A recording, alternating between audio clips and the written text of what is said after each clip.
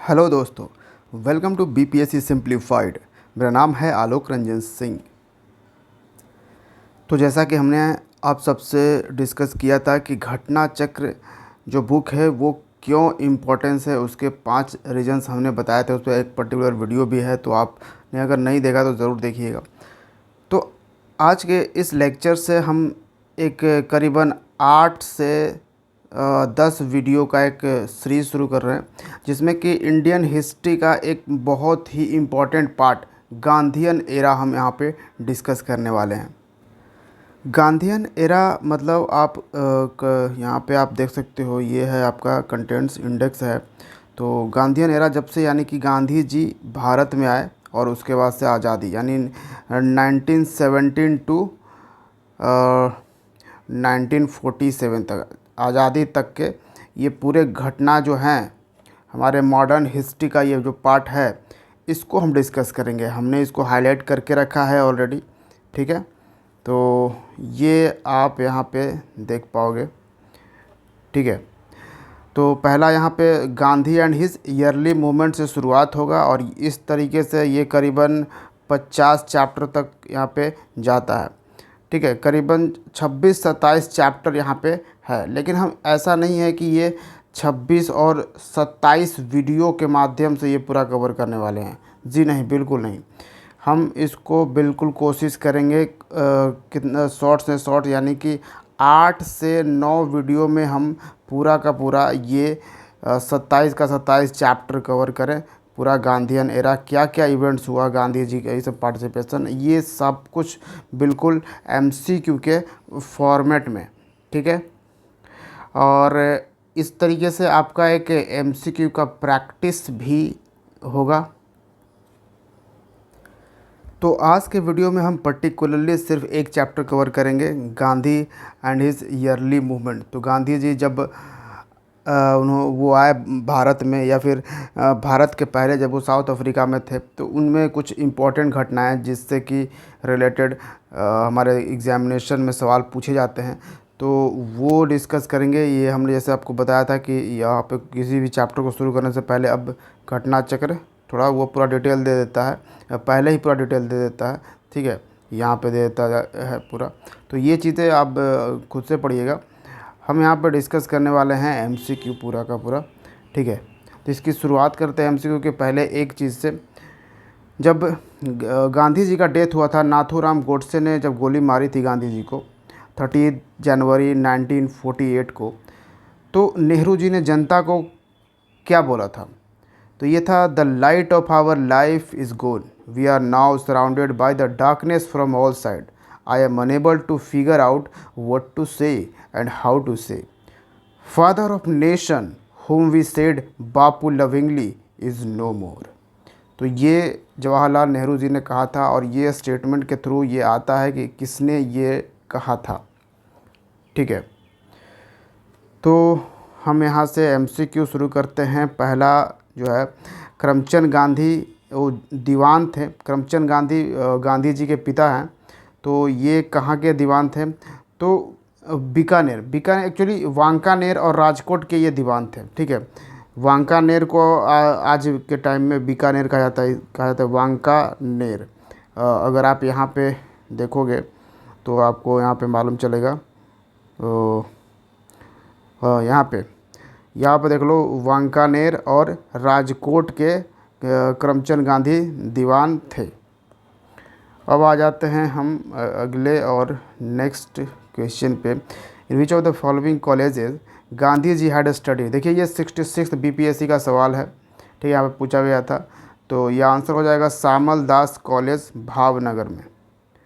Next है कि which of the following international events influence the course of national movement in India before the advent of Mahatma Gandhi.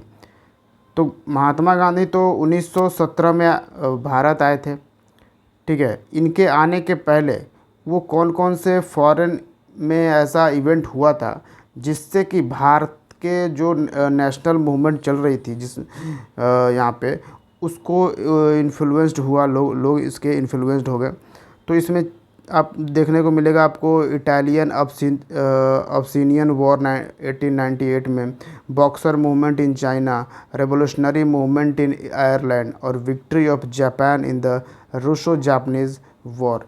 तो ये चारों event जो है इससे नेशनल मूवमेंट भारत का ये इन्फ्लुएंस्ड हो रहा था, ठीक है। लेकिन सबसे ज़्यादा जो इन्फ्लुएंस हो रहा था वो था जापान की विक्ट्री ओवर रशिया।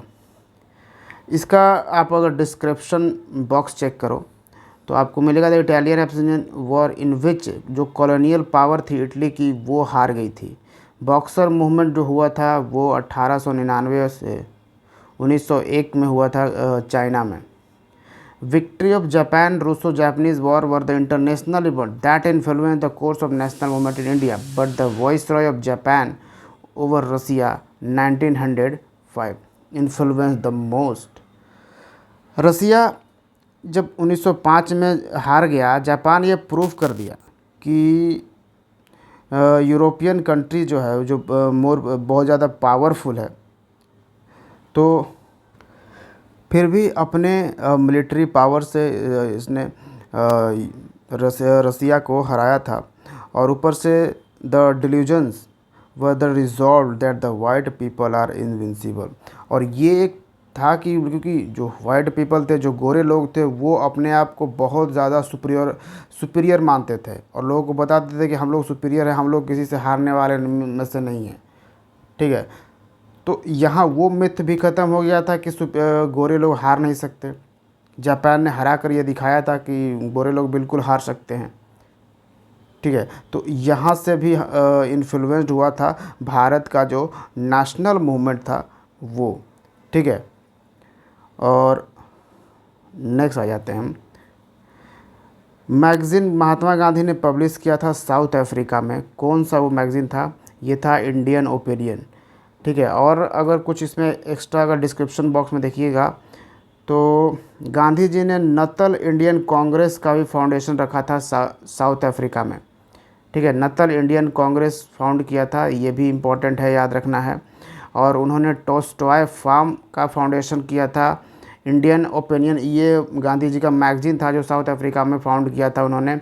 और फिर एक फोनिक्स फार्म था, और फोनिक्स फार्म भी साउथ अफ्रीका में, लेकिन कहाँ पे? साउथ अफ्रीका के डरबन में ये फाउंड किया गया था।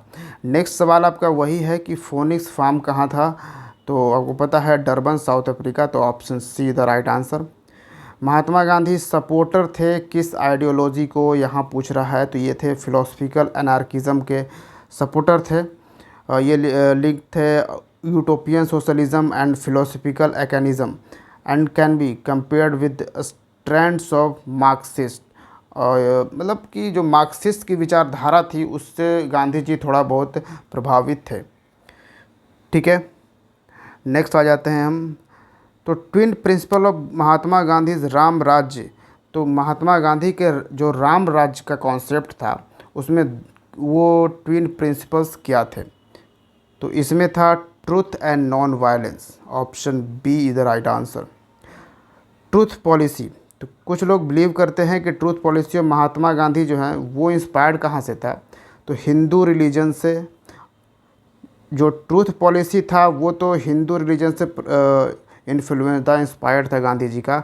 और जो नॉन वायलेंस था ना, ये बुद्धिज़्म से, जैनिज़्म से और क्रिश्चियनिटी से के आइडियोलॉजी से प्रभावित था, ठीक है। तो ये दो चीज़ें इंपॉर्टेंट है कि ट्रूथ उनका जो था, ये जो हमने राम राज्य का ट्विन प्रिंसिपल था नॉन वायलेंस एंड ट्रूथ, तो ट्रूथ तो हिंदू रिलीजन से वो इंस्पायर्ड थे, नॉन वायलेंस बुद्धा, जैन और क्रिश्चियनिटी से इंस्पायर्ड थे गांधी जी। नेक्स्ट आ जाते हैं नॉन वायलेंस। गांधी जी के अकॉर्डिंग नॉन वायलेंस का क्या मतलब था, तो अ वे टू अटेन ट्रुथ, सत्य की प्राप्ति करने का ही था नॉन वायलेंस। यहाँ पे फिलोसफिकल ट्रूथ का मतलब था फॉर रियलिटी, ठीक है। तो ये ध्यान रखिएगा। ही सेड अहिंसा और non violence is the means, truth is the end. अहिंसा और नॉन वायलेंस जो है वो मीन्स है और ट्रूथ जो है वो बिल्कुल अंत है। They are so intertwined that it is impossible to separate them. तो ट्रूथ और नॉन वायलेंस जो है वो दोनों ही साथ ये समझते थे ट्विन है, यानी कि ये सेपरेट नहीं किया जा सकता है, गांधी जी का ये कहना था। Which of the following may be true regarding, Gandhi ji के रिगार्डिंग इसमें से कौन सा ट्रू है? तो an individualistic among socialist and a Marxist among socialist, ये गांधी जी थे। Gandhi ji thought has linked to philosophical anarchism, अभी हमने देखा, and can be compared with the strands of Marxist thought के स्ट्रैंड से भी ये इसे कंपेयर किया जाता है। But during the present circumstances he was not in the favour to abolish the state. Human beings are not capable enough to manage their collective affairs on their own। ठीक है, ये भी गांधी जी का कहना था। फिर गांधी जी ने लुइस फिशर को कहा था, I am a true socialist, the meaning of my socialism is Sarvodaya, there is a great similarity between Gandhi and marks. तो गांधी जी और मार्क्स के बीच में बहुत सारा सिमिलरिटी था। The final aim of both of them was to establish a stateless and classless society। दोनों का ही था कि भैया स्टेटलेस सोसाइटी हम इस्टेब्लिश करेंगे और क्लासलेस सोसाइटी भी इस्टेब्लिश करेंगे। But there means of achieving the aim, लेकिन इस गोल को यानी स्टेटलेस सोसाइटी और क्लासलेस सोसाइटी को अचीव करने के लिए दोनों के तरीके डिफरेंट थे। गांधी जी के लिए था कि नॉन वायलेंस तरीके से हम स्टेटलेस और क्लासलेस सोसाइटी को गेन कर सकते हैं। बट मार्क्स का क्या था ना कि वायलेंट तरीके की अगर ज़रूरत पड़े तो वायलेंट तरीके से भी हम करें, लेकिन हम स्टेटलेस या क्लासलेस सोसाइटी को अडॉप्ट करें। ठीक है, नेक्स्ट हम आ जाते हैं, which one of the following was the last step in the Gandhian strategy of satyagraha. तो गांधी जी का जो स्ट्रेटजी था सत्याग्रह का, इसमें लास्ट स्ट्रेटजी क्या कहा जाता है? तो इनका लास्ट स्ट्रेटजी था स्ट्राइक, और फर्स्ट स्ट्रेटजी क्या था सत्याग्रह में? तो सत्याग्रह के अंडर फर्स्ट स्ट्रेटजी होता था फास्टिंग। ठीक है, और फास्टिंग को टर्म्ड किया जाता था फायर एरो से। ये एक इम्पॉर्टेंट है, याद रखिएगा, फास्टिंग जो टर्म है उसको फायर एरो से गांधी जी टर्म बताते थे। ठीक है, तो इसलिए आप देखिए फर्स्ट स्टेप सत्याग्रह का फास्टिंग हो गया और लास्ट स्टेप स्ट्राइक, मतलब हड़ताल पे चले जाएंगे, ये चीज़ें थी। फिर आगे देखिए, which of the following statement is not true as per the Gandhian principle. तो गांधीयन प्रिंसिपल के थ्रू ये सही नहीं है। तो यहाँ पर देखिएगा, the weapon of satyagraha is ahimsa, ये तो बिल्कुल सही है। Satyagrahi should be firm in his belief, बिल्कुल अपने बिलीफ में एकदम फर्म होना चाहिए, एकदम फिक्स होना चाहिए सत्याग्रही को। And satyagrahi should have no ill feeling towards his enemies. Satyagraha में जो सत्याग्रही हैं उनका सबसे बड़ा यही चीज़ है कि उनका जो दुश्मन है उनके लिए कोई इल फीलिंग नहीं रखिए। ठीक है, बिल्कुल एकदम सही, अपने तरीके से अपने प्रिंसिपल पे ही हम जो पाना चाहते हैं, जिस गोल को अचीव करना चाहते हैं वो करेंगे। तो ये बी सी डी तो सही है और यहाँ पे ये गलत है। तो यहाँ पे आप क्या है, नोट ट्रू, यहाँ पे आपको दिखाना है option A is the right answer. Hence there is no motive to defeat the enemy but to change their perception. Gandhi ji का इस सत्याग्रह का ये मतलब रहा करता था कि हमें अपने दुश्मनों को हराने का इसमें कोई मोटिव नहीं है। सत्याग्रह हम अपने दुश्मनों को हराने के लिए नहीं करते हैं, बल्कि हम उनका परसेप्शन चेंज करने के लिए, बदलने के लिए सत्याग्रह की ज़रूरत है। ठीक है, अगला है कि गांधी जी के according the cruellest form of violence क्या हो सकता है? तो ये था परसिस्टेंस ऑफ पावर्टी।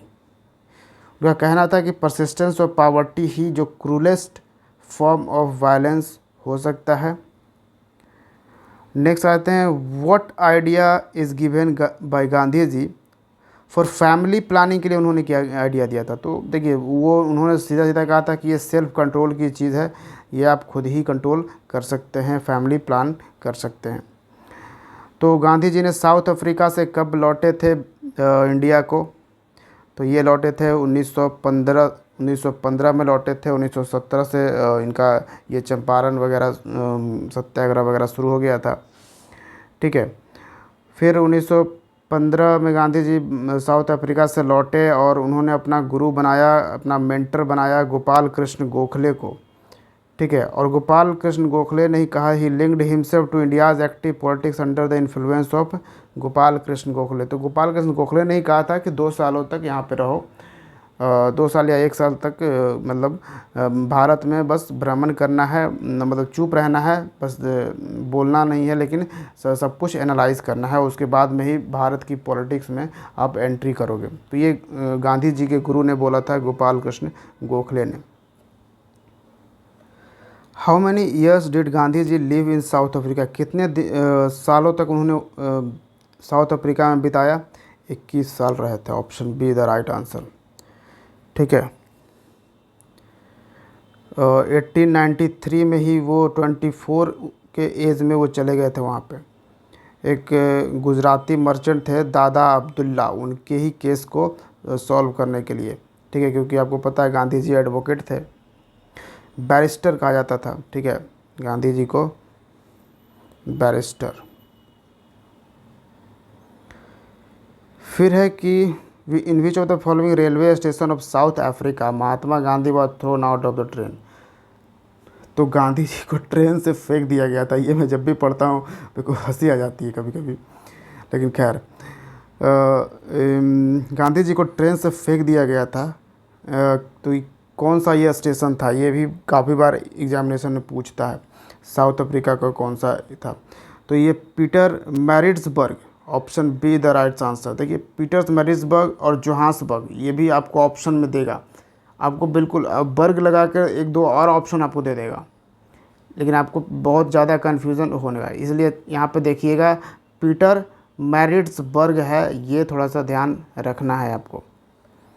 ठीक है, और हाँ तो ये याद रखिएगा, ये साउथ अफ्रीका वो स्टेशन है जहाँ से गांधी जी को फेंक दिया गया था।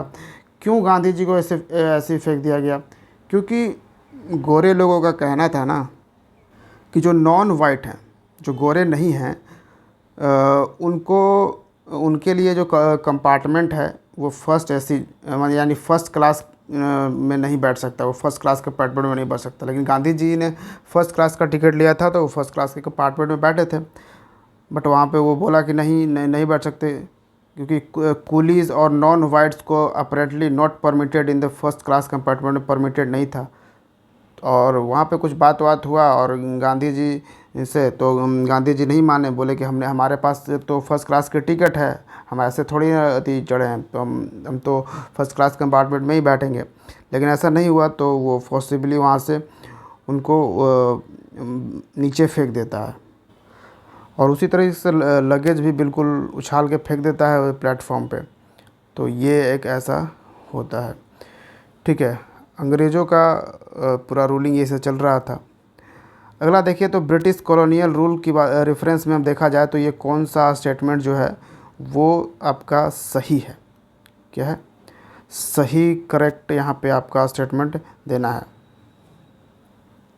Mahatma Gandhi was instrumental in the abolition of system of indentured labour. बिल्कुल इंडेंचर्ड लेबर के लिए गांधी जी जो हैं वो इस सिस्टम को हटाने के लिए काम कर रहे थे। दूसरा है कि lords Chelmsford war conference Mahatma Gandhi did not support the resolution on recruiting Indians for world war. नहीं, ये तो गलत है, क्योंकि गांधी जी ने सपोर्ट किया था, ठीक है, लेकिन यहाँ पर लिखा हुआ डिड नॉट सपोर्ट, तो गांधी जी ने इसमें सपोर्ट किया था वर्ल्ड वॉर में इंडियंस को रिक्रूट करने के लिए। और थर्ड आप देखो तो consequent upon the breaking of salt law by Indian people the Indian National Congress was declared illegal by the colonial rules. तो जब दांडी मार्च हुआ गांधी जी का, उस शॉर्ट लॉ उन्होंने तोड़ा, तो उसके बाद क्या हुआ कि इंडियन नेशनल कांग्रेस को इलीगल डिक्लेयर कर दिया गया। ठीक है, तो ऑप्शन 1 एंड 1 और 3 तो सही है, यानी कि option B the right answer. तो ये याद रखिएगा। फिर है कि Gandhi ji supported it's the resolution so it is wrong and it is correct, INC was declared illegal. Which one of the following sessions of INC was for the first time attended by Mahatma Gandhi. तो महात्मा गांधी ने कौन से session को पहली बार, यानी Indian National Congress का जो हर साल सेशन होता था उसको पहली बार अटेंड किया था। तो ये था Calcutta session of 1901। Option B is the right answer. ये पहला सेशन था कलकत्ता सेशन जहाँ पे गांधी जी ने अटेंड किया था इंडियन नेशनल कांग्रेस को। और इस सेशन को ये भी इम्पोर्टेंस है यहाँ पे, गांधी जी ने जिस सेशन को अटेंड किया था पहली बार, उस सेशन को प्रिसाइड कौन कर रहा था, अध्यक्ष कौन थे, तो सर दिनसन एदुलजी वाचा। ठीक है, डीई वाचा भी यहाँ पे आप याद कर सकते हो, डीई वाचा यहाँ पे प्रिसाइड किया था इन्होंने। फिर नेक्स्ट है साबरमती आश्रम जो है, इसको इस्टेब्लिश किया था महात्मा गांधी द्वारा, इस्टेब्लिश किया गया था ड्यूरिंग इंडियाज़ इंडिपेंडेंस मूवमेंट। ये कहाँ पे लोकेटेड था, outskirts of Ahmedabad. Option B the right answer. शुरू में तो गांधी जी ने ये आश्रम जो अपना सत्याग्रह का खोला था, ये कोचरब बंगलो ऑफ जीवन लाल देसाई। तो जीवन लाल देसाई एक बैरिस्टर थे जो गांधी जी के दोस्त थे। ठीक है, तो उनके ही बंगलों में ये पहले आश्रम खोला गया, बाद में इसको शिफ्ट कर दिया गया एंड बाद में सत्याग्रह आश्रम इसको बुलाया जाने लगा। ठीक है, but Gandhi wanted to carry out various activity, जैसे फार्मिंग और एनिमल हस्बेंड्री भी वो करना चाहते थे इस आश्रम में, तो इसलिए उन्हें ज़्यादा बड़ा एरिया चाहिए होता। तो 17 जून 1917 को आश्रम को रिलोकेट कर दिया गया 36 एकड़ के जगह पे। और ये क्या था, रिवर नदी साबरमती के किनारे अहमदाबाद में ये किया गया and later came to be known as Sabarmati Ashram. तो फिर यहाँ पे पहले जो सत्याग्रह आश्रम बोला जाता था, उसको जब शिफ्ट किया गया साबरमती नदी के पास, तो साबरमती आश्रम यहाँ पे बोला जाने लगा, गांधी जी का वो आश्रम। ठीक है, तो यहाँ पे ये क्वेश्चन देखिए, इसमें थोड़ा सा आपको गलती दिखेगा। ये छत्तीसगढ़ PCS 2003 का सवाल है। महात्मा गांधी सेटअप एन आश्रम on the banks of Sabarmati. तो साबरमती के किनारे अहमदाबाद में जब उन्होंने जो सेटअप किया था, उसमें तो आप देखोगे तो साबरमती के पास किया था, तो साबरमती आश्रम ही नाम है, ऑप्शन ए होना चाहिए। लेकिन यहाँ पे आप देखो ऑप्शन सी दिया है जो कि है सत्याग्रह आश्रम। तो सत्याग्रह आश्रम तो शुरुआत में रखा गया था यहाँ पे, जैसे हमने अभी पढ़ा यहाँ पे। ठीक है, तो ये चीज़ें भी थोड़ा सा ध्यान रखिएगा, कहीं कहीं पे ये आपको गलत दे सकता है। तो इसमें से कौन सा आश्रम जो गांधी जी से रिलेटेड है वो सबसे पुराना है, ये आपको बताना है। ये है फोनिक्स फार्म, हमने आपको बताया था, डरबन में इस्टेब्लिश किया गया है। और where did Gandhi ji adopt, seva dharma Gandhi ji ने कहाँ पे अडॉप्ट किया था, तो ये आपका साउथ अफ्रीका में सेवा धर्म अडॉप्ट किया था गांधी जी ने। ठीक है, who among the following was the political guru of Mahatma Gandhi. तो हमने आपको बताया पॉलिटिकल गुरु कौन थे, तो Gopal Krishna Gokhale. Gopal Krishna Gokhale was one of the early social and political leaders during the Indian independence movement. Gokhale was famously mentor of Gandhi ji in formative years. 1912 visited South Africa, South Africa भी गए थे। As a young barrister Gandhi return from struggles against the empire in the South Africa and receive personal guidance from Gokhale, included knowledge and understanding of India and issues confronting common Indians. और 2020 मतलब 2020 नहीं, 1920 तक Gandhi ji emerged हो चुके थे एक Indian independence में एक बड़े नेता के तौर पर। और आप इस चीज़ को देख सकते हो कि गांधी जी ने अपने ऑटोबायोग्राफी में भी गोखले का जिक्र किया था, मेंटर एंड गाइड बताया था।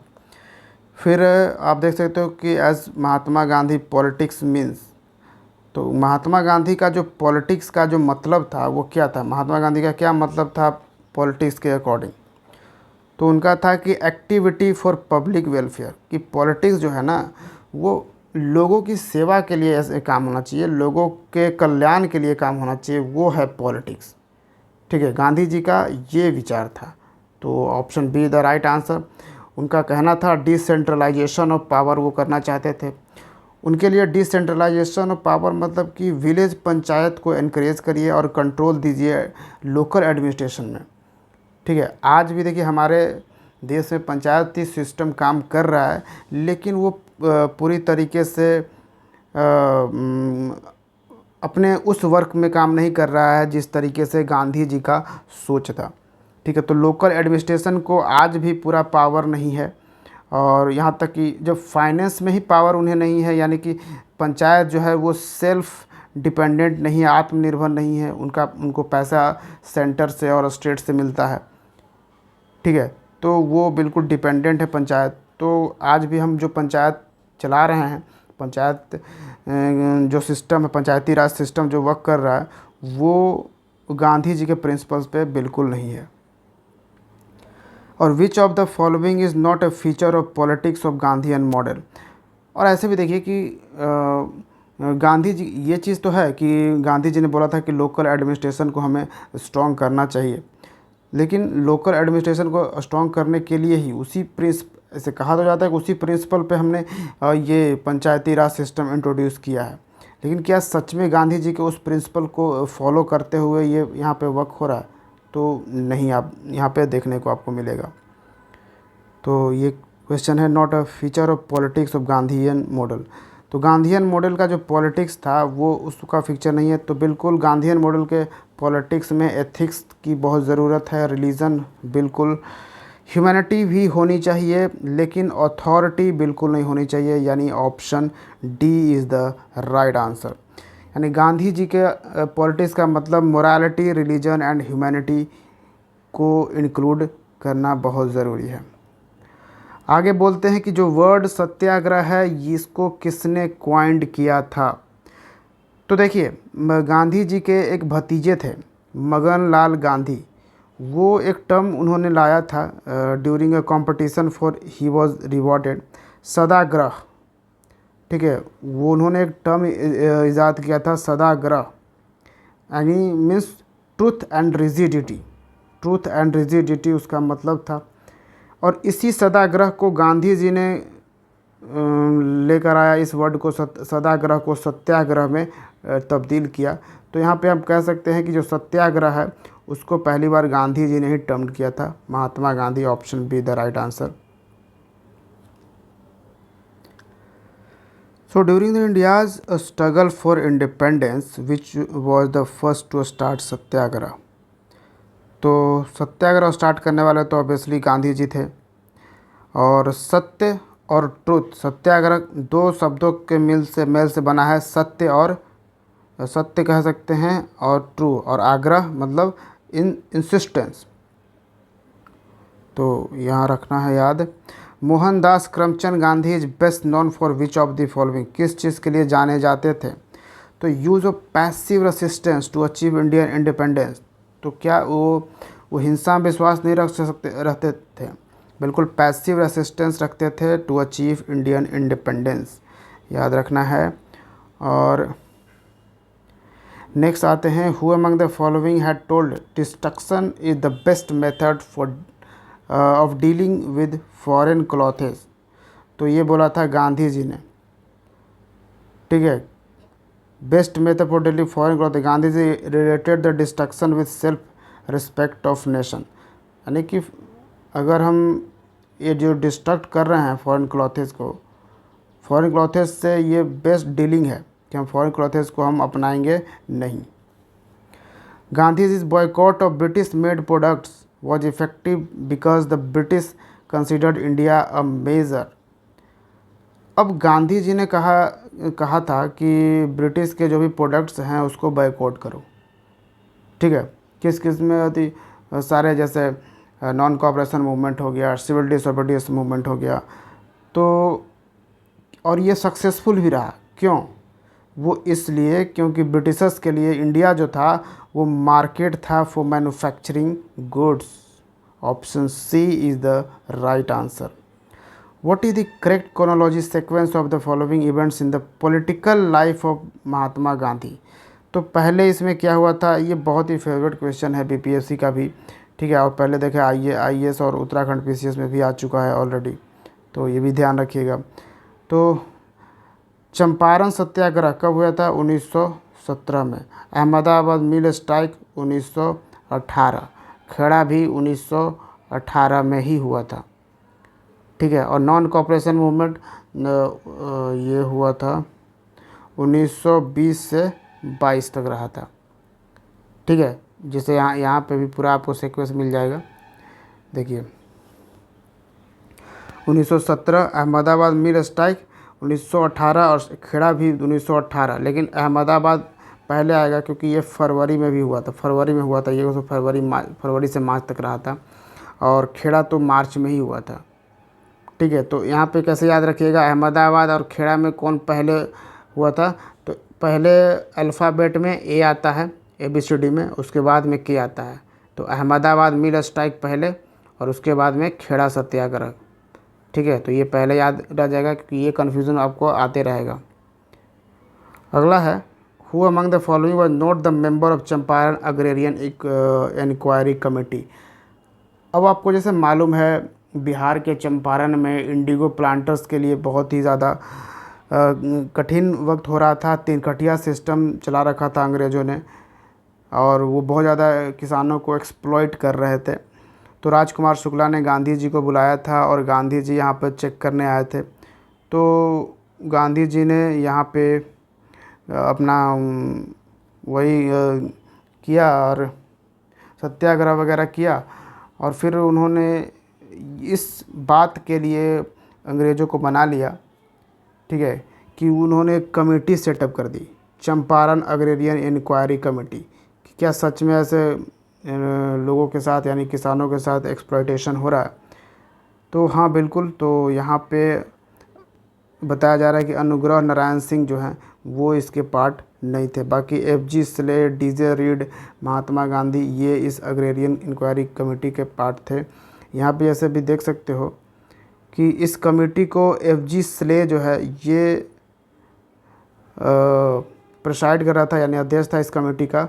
फिर DJ Reed, Mahatma Gandhi, LC एडमी, Raja Hari Prasad, Narayan Singh and G Rainy, ये सब लोग इस कमेटी के पार्ट थे।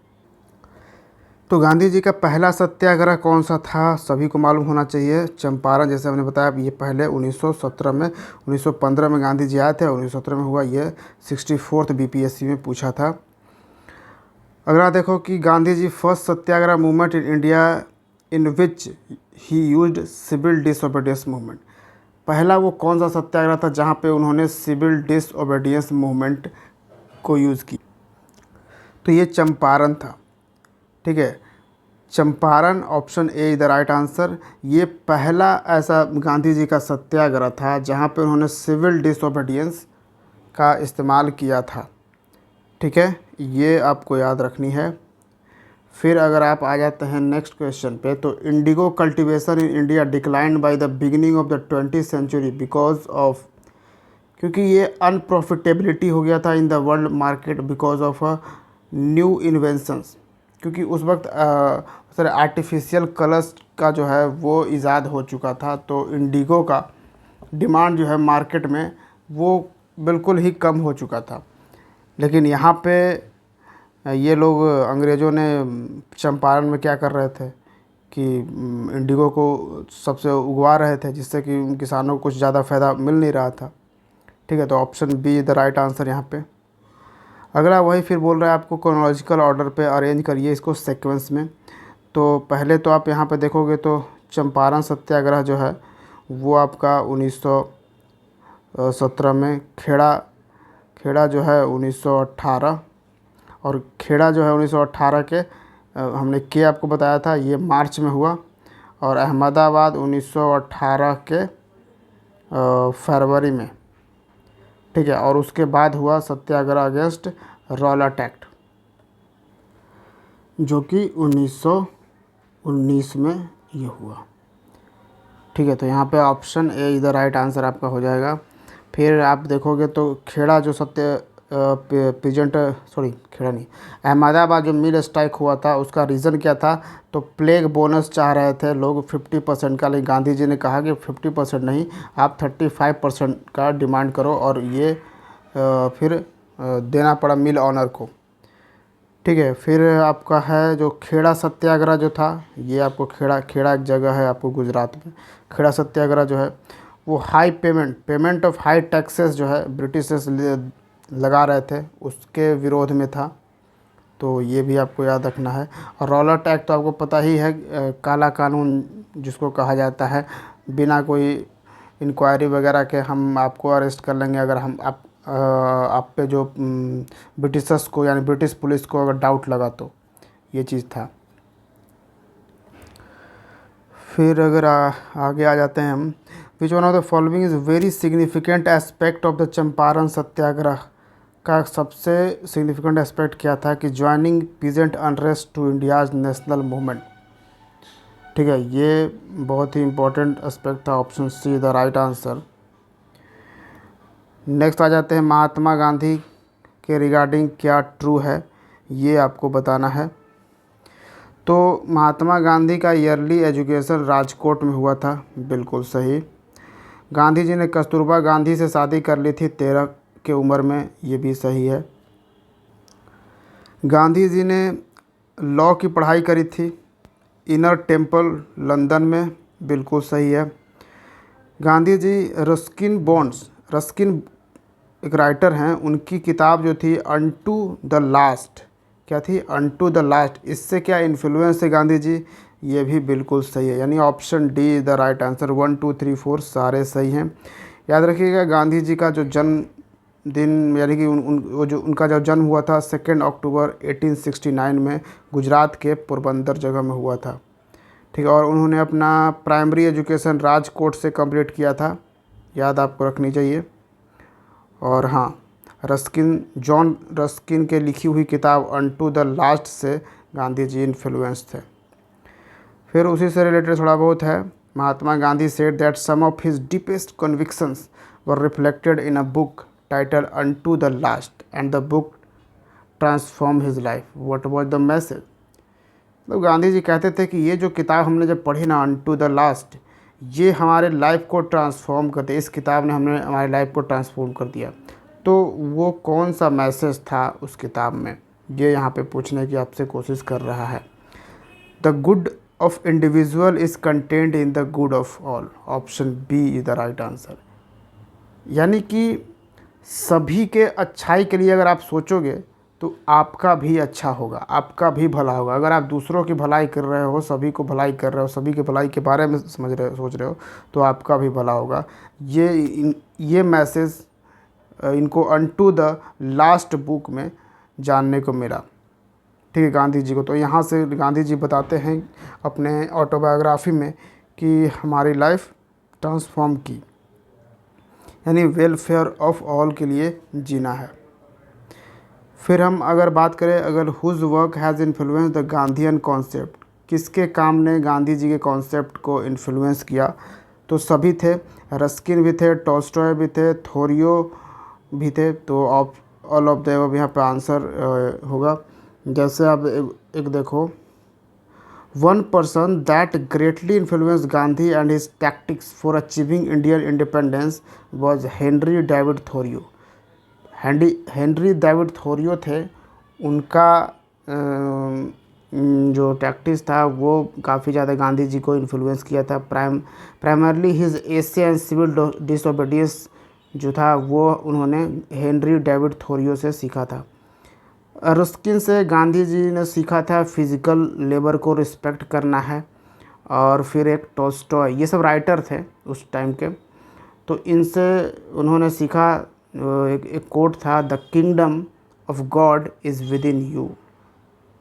ठीक है, inspired by Gandhi ji and it became the base of his non violence movement. और यही जो था, जो non violence movement Gandhi ji का है, उसके लिए बेस बनता है। The kingdom of God is within you. तो मतलब पूरे मतलब ईश्वर का जो साम्राज्य है ना, वो आपके अंदर में ही है। ठीक है, तो यहाँ से वो इंस्पायर्ड होकर non violence movement Gandhi ji ने शुरू किया था, ये याद रखना है। And which of the following movement is not related to Gandhi ji से रिलेटेड नहीं है, तो ये है स्वदेशी मूवमेंट। तो स्वदेशी मूवमेंट कब हुआ था, 1905 में हुआ था, और ये जाके 1911 में ख़त्म हो गया था दिल्ली दरबार से। तो आपको पता होना चाहिए कि ये पहले ही जब 1905-1911 में ही ख़त्म हो गया। और गांधी जी साउथ अफ्रीका से 1915 में ही यहाँ पे लौटे थे भारत को। ठीक है, और 1917 में फिर चंपारण सत्याग्रह किया। तो ऑब्वियसली गांधी जी इसमें नहीं थे, तो ऑप्शन ए राइट आंसर। खिलाफत मूवमेंट में गांधी जी थे, इंडिविजुअल सत्याग्रह में थे गांधी जी, क्विट इंडिया मूवमेंट में भी गांधी जी तो थे ही थे। ठीक है। And which of the following satyagraha was not led by Gandhi ji. यहाँ भी आप वही सवाल पूछा गया कि गांधी जी ने इसको लीड नहीं किया। तो बारदोली सत्याग्रह आपको पता होगा, सरदार वल्लभ भाई पटेल ने इसको लीड किया था, बारदोली सत्याग्रह। और बाकी quit India movement, civil disobedience, Kheda, ये सब गांधी जी ने लीड किया है। नेक्स्ट आ जाते हैं 43 में। तो in the context of Indian history which of the following statement are correct regarding Vaikom satyagraha. तो एक वैकोम सत्याग्रह था, उसके रिगार्डिंग यहाँ पे आपसे सवाल पूछे जा रहे हैं। तो it was Satyagraha against untouchability and caste discrimination. क्या ये जो सत्याग्रह था ये अनटचेबिलिटी और कास्ट डिस्क्रिमिनेशन के अगेंस्ट में था? बिल्कुल सही, ये यही था। फिर महात्मा गांधी इसमें पार्टिसिपेट किया था, तो बिल्कुल सही, गांधी जी ने पार्टिसिपेट किया था बट डायरेक्टली पार्टिसिपेट नहीं किया था। ठीक है, डायरेक्टली नहीं किया था, आप कह सकते हो यहाँ पे गांधी जी ने इनडायरेक्टली इसमें पार्टिसिपेट किया था वैकोम सत्याग्रह में। और इससे रिलेटेड आपसे सवाल भी पूछा कि डायरेक्टली या इनडायरेक्टली यहाँ पे किया था। तो ऑप्शन सी, क्योंकि दोनों ही स्टेटमेंट बिल्कुल ही करेक्ट हैं। और यहाँ पे आप देखोगे कुछ और जानकारी, तो ये जो वैकोम सत्याग्रह है ना, ये ऑर्गेनाइज़ किया गया था ट्रेवनकोर में। ट्रेवनकोर एक प्लेस होगा मॉडर्न डे, आप कह सकते हो केरल में ये ट्रेवनकोर एक प्लेस था। किस लिए? For temple entry of the depressed classes. तो उस वक्त जो है जो डिप्रेस्ड क्लासेस थे उनको मंदिरों में एंट्री नहीं दिया जाता था, इसके लिए ही ये वैकोम सत्याग्रह किया गया था। यानी it was against untouchability and caste discrimination. और इन 1925 में महात्मा गांधी जी ने पार्टिसिपेट किया था सत्याग्रह। देखिए यहाँ पे लिखा गया है इनडायरेक्टली पार्टिसिपेट किया था। ठीक है, तो which of the following statement are correct regarding Gandhi ji के रिगार्डिंग, ये इसमें कौन सा सही है? Fought hard to improve the status of casteless untouchables, के लिए उन्होंने लड़ा था, बिल्कुल सही बात है। और नॉन कॉपरेशन मूवमेंट लॉन्च किया था गांधी जी ने, ये भी सही बात है। सिविल डिसोबीडियंस लॉन्च किया था, ये भी सही बात है। तो all of the above, option D the right answer. Gandhi ji के कंस्ट्रक्टिव प्रोग्राम्स में सर्विस टू हरिजन्स, ठीक है, वो अपने वीकली उनका एक मैगज़ीन चलाते थे। ठीक है, हरिजन, वो बोलते थे हरि के जन, यानी कि जो अनटचेबल्स थे, जिनको छुआछूत लोग मानते थे, उनको ये हरि के जन बोलते थे। यानी ये छुआछूत नहीं है बल्कि ये भगवान के जन हैं, इसलिए गांधी जी ने उन्हें हरिजन का नाम दिया था, जो आज भी ये बोला जाता है हरिजन। ठीक है, तो it was a spiritual act of soul acting upon the soul, ये गांधी जी का कहना था। And who was the first person to call, Gandhi ji को फादर ऑफ नेशन किसने कहा था? तो ये कहा था सुभाष चंद्र बोस ने। सुभाष चंद्र बोस ने आज़ाद हिंद रेडियो पे 6 जुलाई 1944 को 1944 को रंगून से, रंगून आपको प्लेस मिलेगा म्यांमार में। ठीक है, म्यांमार में ये प्लेस मिलेगा, वहाँ से उन्होंने कहा था India's last war of independence has begun, Bharat का अंतिम जो युद्ध है आज़ादी के लिए वो उसकी शुरुआत हो चुकी है। Father of nation, father of our nation, in this holy war of India's liberation we ask for your blessing and good wishes. तो गांधी जी को फादर ऑफ नेशंस बोल के यहाँ पे संबोधित किया था सुभाष चंद्र बोस ने, और उन्होंने कहा था कि इस पवित्र भारत की आज़ादी में हम लोग आपका आशीर्वाद और गुड विशेस चाहते हैं। ठीक है, ये कहना था सुभाष चंद्र बोस का। फिर है महात्मा, जो प्रीफिक्स गांधी जी में लगता है, यानी गांधी जी का तो नाम था मोहनदास करमचंद गांधी, लेकिन महात्मा गांधी हम इनको बोलते हैं। तो महात्मा, ये जो प्रीफिक्स है वो इनके नेम में कैसे लगा, कब लगा?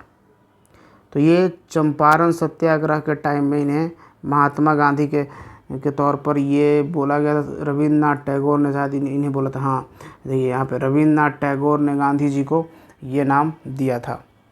And who of the following called Gandhi ji Mahatma for the first time? तो रविन्द्रनाथ टैगोर, ऑप्शन सी। तो नोआखाली के टाइम में कौन से महात्मा गांधी का सेक्रेटरी था? प्यारे लाल सेक्रेटरी थे, क्योंकि प्यारे लाल की जो बहन थी डॉक्टर सुशीला नैयर, वो महात्मा गांधी जी की पर्सनल डॉक्टर थी। ठीक है, किसके? प्यारे लाल की बहन सुशीला नैयर। याद रखिएगा, in which of the following satyagraha movement did Gandhi ji not participated directly? अभी मैंने आपको बताया कि किस मूवमेंट में गांधी जी डायरेक्टली पार्टिसिपेट नहीं किए, लेकिन वो पूछा जाता है। Vaikom Satyagraha, option C the right answer. और ये किसके अगेंस्ट था? Untouchability and caste determination, sorry caste discrimination के अगेंस्ट ये सत्याग्रह था। फिर है कि when did Mahatma Gandhi came to Chhattisgarh? अब ये छत्तीसगढ़ पीसीओ से पूछा गया है, तो ये यहाँ से ये सवाल पूछ रहा है। ठीक है, तो 20 दिसंबर 1920 इसको रखिए, बहुत ज़्यादा इम्पोर्टेंट नहीं है।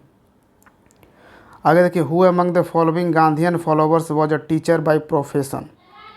तो गांधी जी के जो कौन से फॉलोवर्स थे, वो उनका प्रोफेशन था टीचर, वो थे ये थे JB कृपलानी। ठीक है, हालांकि राजेंद्र प्रसाद जी भी टीचर थे, लेकिन ये बेसिकली एडवोकेट थे एक्चुअली। ठीक है, बस कुछ टाइम वो उन्होंने टीचिंग किया था, लेकिन नॉर्मली वो एडवोकेट रहे हैं, लॉयर रहे हैं एक्चुअली। ठीक है, who among the following capitalist served as an AICC treasurer for many years and went to jail in 1930? ये कौन था? जमना लाल बजाज। देखिए, जमना लाल बजाज एक उस वक्त के करोड़पति थे, बिजनेसमैन थे। अब जैसे अभी आप देख रहे हो, जैसे अडानी अंबानी लोग हैं, उस तरीके से जमना लाल बजाज जो हैं उस वक्त के एक करोड़पति थे, और इनका बड़ा बिजनेस था, और ये बहुत ज़्यादा देशभक्त थे, नेशनलिज्म में ये बिलीव करते थे। तो Jamna Lal was a unique among capitalist as being a full time Congress activist. ये फुल टाइम कांग्रेस के लिए काम करते थे, इंडियन नेशनल कांग्रेस के लिए। और Balchand Hirachand urged fellow businessman in a letter to the FICCI April. ठीक है, तो ये भी याद रखिएगा, ये गांधी जी के बहुत करीबी थे जमना लाल बजाज, इससे सवाल भी पूछा जाता है। Indian cotton merchant, banker, Bharat के cotton merchant, banker, congressman and a close associate of Mahatma Gandhi. अभी हमने बोला कि गांधी जी के बहुत ही क्लोज एसोसिएट थे। ये डिस्क्रिप्शन जो है, यानी कि कॉटन मर्चेंट भी वो थे, बैंकर भी थे, कांग्रेसमैन भी थे, ये और गांधी जी के क्लोज भी थे। ये डिस्क्रिप्शन कहाँ पे फिट करता है? Jamna Lal Bajaj, option C the right answer. यहाँ तक कि इतने क्लोज थे गांधी जी के ना, ये जमना लाल बजाज, कि गांधी जी इनको कहते थे कि ये हमारे पांचवें बेटे हैं, यानी गांधी जी के 4 बेटे थे ऑलरेडी, तो वो कहते थे कि ये हमारे पांचवें बेटे हैं जमना लाल बजाज। ठीक है, तो और ये जमना लाल बजाज ने गांधी जी के कई इनिशिएटिव में भी काम किया, abolishing of untouchability, the prohibition of Harijans into Hindu temple, promotion of khadi. He participated in the non cooperation movement, renounce his title of Rai Bahadur. तो नॉन कॉपरेशन मूवमेंट के टाइम में जो राय बहादुर का टाइटल मिला था जमना लाल बजाज को, ये इन्होंने त्याग दिया था। ठीक है, तो ये सभी जो भी नेशनल मूवमेंट थे उसमें इन्होंने लगभग पार्टिसिपेट किया है जमना लाल बजाज ने, और एक इम्पॉर्टेंट कंट्रीब्यूशन दिया है देश के लिए।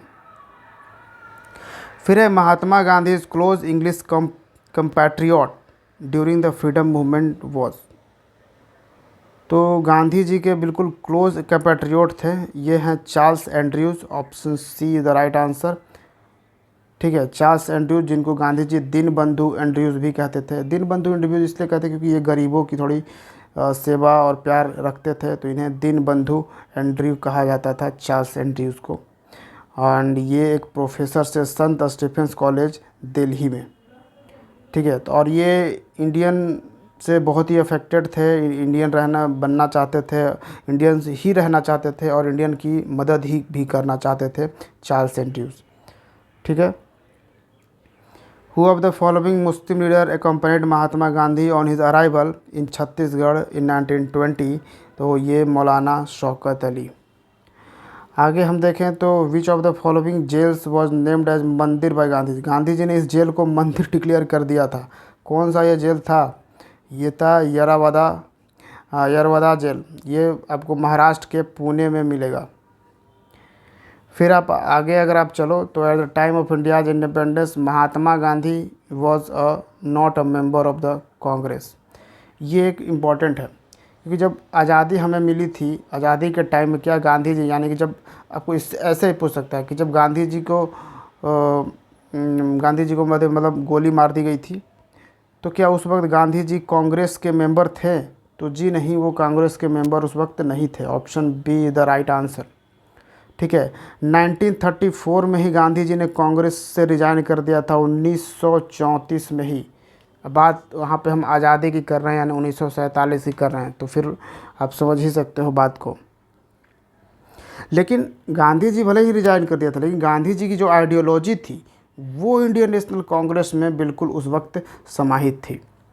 On the death of Mahatma Gandhi who said the light has gone out of our life. पहले मैंने एमसी की शुरुआत करने से पहले मैंने सुनाया था आपको कि the light has gone out of our life किसने कहा था गांधी जी के बारे में? तो जवाहरलाल नेहरू ने। Option D is the right answer. तो गांधी जी को वन मैन बाउंड्री फोर्स कह के किसने एड्रेस किया था? तो ये माउंटबेटन था, governor general. Lord Louis Mountbatten the viceroy था, who had now became the governor general of India wired Gandhi. My dear Gandhi ji, in Punjab we have 50,000 soldiers and large scale rioting on our hands. ऐसे बोला था उन्होंने। Who one of the following had commanded Mahatma Gandhi to spend first year in India with his ears open but his mouth shut. अब ये एक और important चीज़ आता है। गांधी जी जब भारत आए तो किसने कहा था गांधी जी को कि आप पूरे भारत भर में एक साल अपने कानों को खुला रखिए और मुंह को बंद रख के पूरा भ्रमण कीजिए, मतलब इंडिया में आप बिताइए। ऐसा कहा था उनके गुरु, उनके जो पॉलिटिकल गुरु थे गोपाल कृष्ण गोखले ने। और वही गांधी जी यानी कि 1915 में आए थे और फिर वो एक साल उन्होंने इंतज़ार किया, चीज़ें देखी कि क्या क्या होता है। तो उसके बाद आपने देखा ही फिर 1917 में उन्होंने चंपारण शुरू किया, चंपारण सत्याग्रह किया, इसको लीड किया। ठीक है, तो गोपाल कृष्ण गोखले ने उन्हें ये सलाह दी थी। और गांधी जी को किसने एडवाइस किया था? As an observer and a student in the country for 1 year before entering in Indian politics. तो ये सेम बातें आपको यहाँ पे देखने को मिलेगी और इसको भी गोपाल कृष्ण गोखले ने ही कहा था। Who among the following used to say wrong means never take us to right ends. इनमें से कौन थे जो कहते थे कि wrong means never take us to right ends, यानी कि आप गलत चीज़ें करके आप सही तक नहीं पहुंच सकते। तो ये था गांधी जी का कहना, महात्मा गांधी। आगे देखिए तो who among the following was the strong supporter of the principal that which is morally wrong can never be political right. किसका ये कहना था?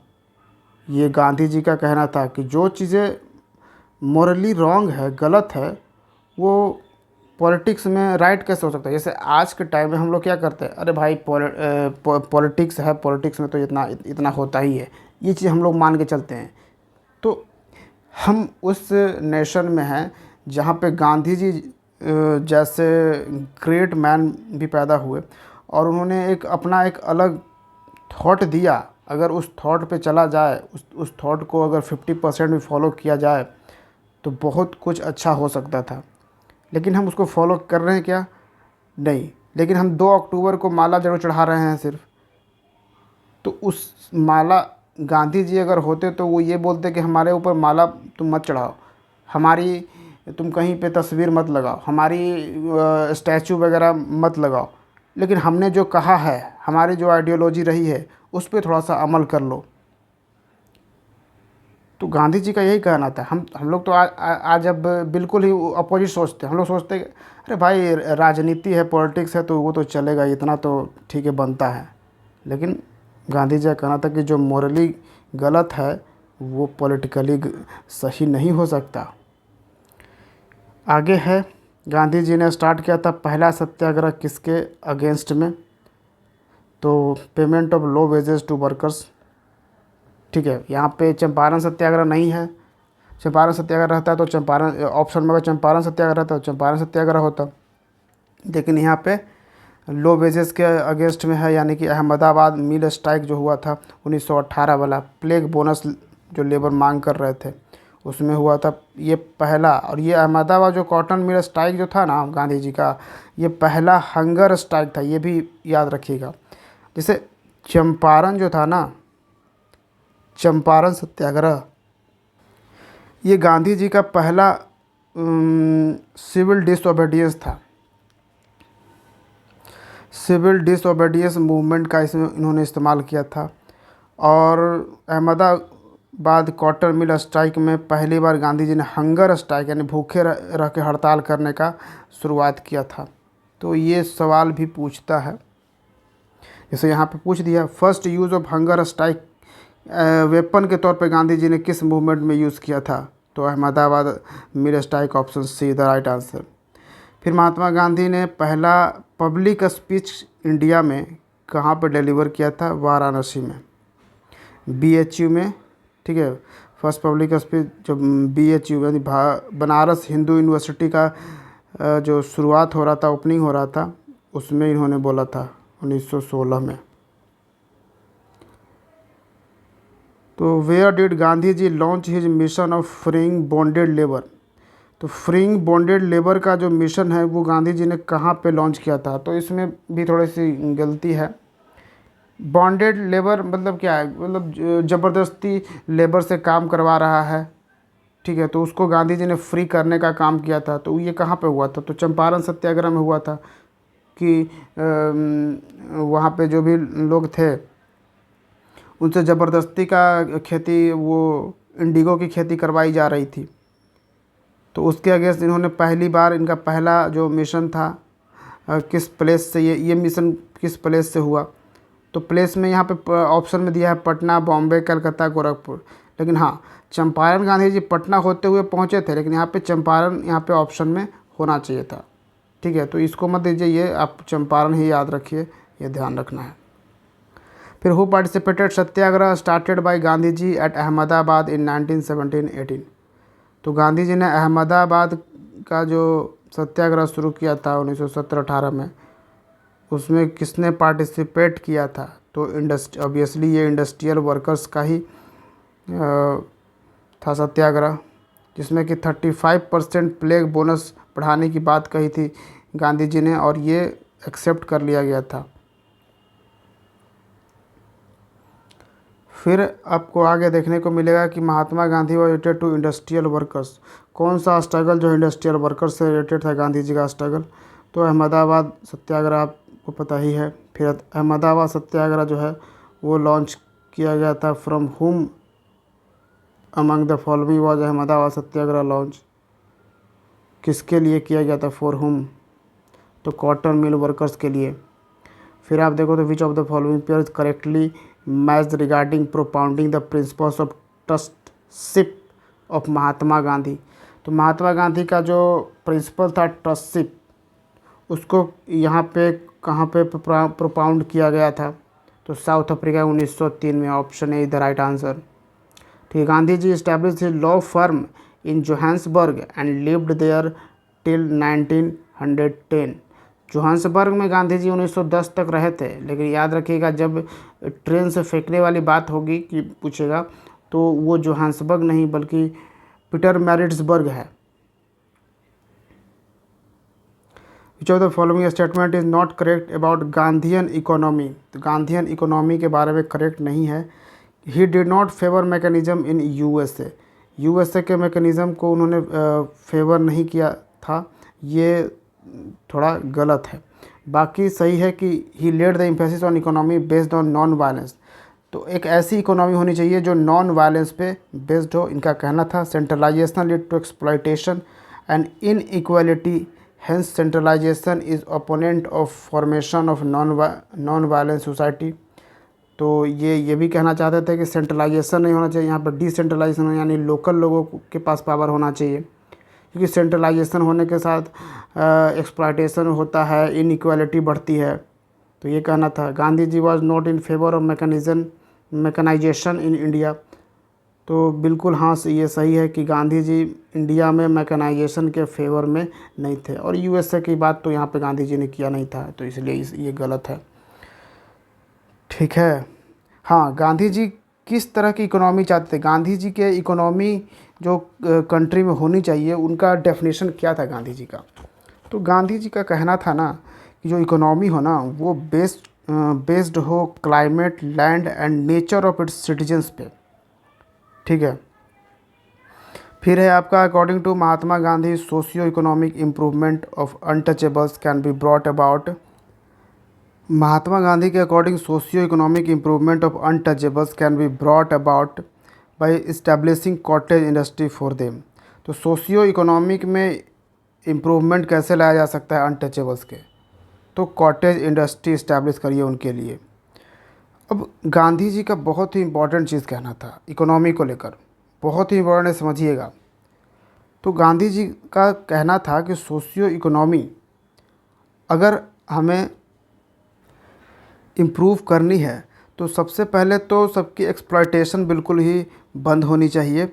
और गांधी जी का कहना था कि पहले आप ग्रोथ करिए, ग्रोथ ऑफ रूरल इंडस्ट्रीज़।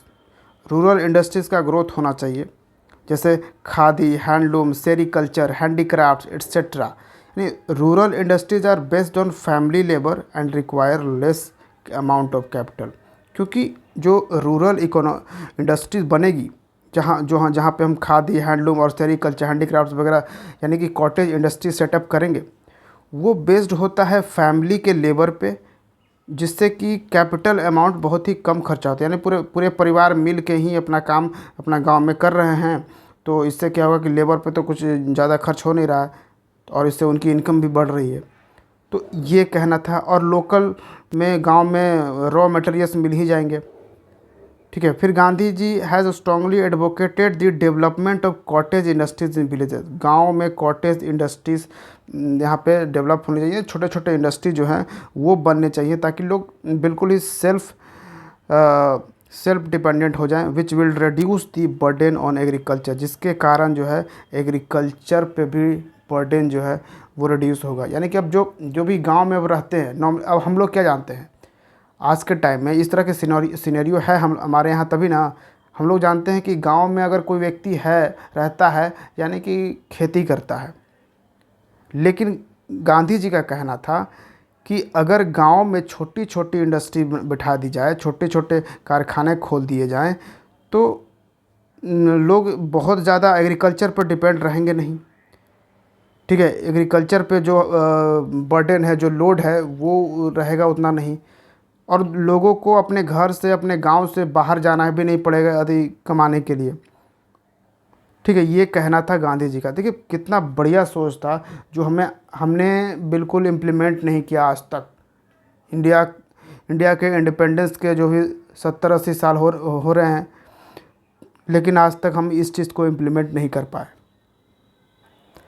और बिहार में तो देखिए तो बहुत ज़्यादा इम्पोर्टेंट है। बिहार का जो ग्रोथ है, इतना जो बढ़िया तो ग्रोथ दिखा रहा है इकोनॉमी सर्वे में आप देखोगे तो बढ़िया ग्रोथ आपको लगेगा कि बाकी राज्यों से थोड़ा अच्छा तो कर रहा है। लेकिन इसका इम्पैक्ट दिख क्यों नहीं रहा है बाकी के जो इंडिविजुअल्स लोग हैं यहाँ पे रहते हैं उन पे? तो वो चीज़ें भी इम्पॉर्टेंट है। सो गांधीयन इनोवेशन का मतलब क्या है? तो to produce more from less input for more people. तो कम लागत लगाकर ज़्यादा प्रोड्यूस किया जाए ज़्यादा लोगों के लिए, ये कहना है गांधी जी का। ठीक है। यही इसी पे इनका ये कहना था, कॉटेज इंडस्ट्री, गांव में कॉटेज इंडस्ट्री लगाओ, ताकि वहाँ पे फैमिली लेबर से ही काम चल जाएगा इंडस्ट्रीज़, और इसमें ज़्यादा कैपिटल, ज़्यादा पैसे की ज़रूरत पड़ेगी नहीं। आगे अगर देखिए, serving people with fever resources and at a lower cost, तो वही बात है। तो यहाँ पूछ रहा है कौन सा इवेंट पहले हुआ, तो चंपारण, आप ऑब्वियसली ये पहले हुआ, ऑप्शन डी आप देखोगे। नेक्स्ट आपका आ जाएगा, यहाँ पे आप देखोगे पूरा ये दिया गया, तो इसको हम लोग कई बार डिस्कस कर चुके हैं। फिर तिनकठिया सिस्टम चंपारण का 3/20 एरिया में यहाँ पे करना था, यानी कि 20 बीघा में 3 कट्ठे पर ये यहाँ पे इंडिगो का खेती करने का एक्सप्लॉयटेशन यहाँ पे होता था चंपारण में। और उस वक्त जर्मन सिंथेटिक डाइज का आविष्कार हो गया था, इसलिए अब मार्केट में इंडिगो का डिमांड कम हो गया था, एक्सप्लॉयटेशन इसलिए हो रहा था। फिर who drew Gandhi ji attention to the plight of indigo peasant in Champaran, तो किसने गांधी जी का अटेंशन यहाँ पे ड्रॉ किया था? राजकुमार शुक्ला यहाँ पे लेकर आए थे गांधी जी को, ये 66 बीपीएससी में पूछा गया है। ठीक है, तो Champaran movement was basically against, तो किसके अगेंस्ट था चंपारण मूवमेंट? तो ऑब्वियसली कैश क्रॉप्स। तो वो जो क्रॉप्स था इंडिगो, ये तो एक क्रैश क्रॉप्स है ना, ये तो बेचने के काम आते, कमर्शियल तौर पे ये यूज़ किया जाता था इंडिगो का। ठीक है, यहाँ पे भी देखिए 66 बीपीएससी में पूछा गया था।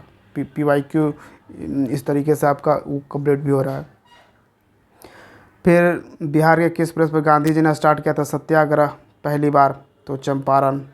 फिर गांधी जी ने Gandhi Champaran movement was for किस लिए था?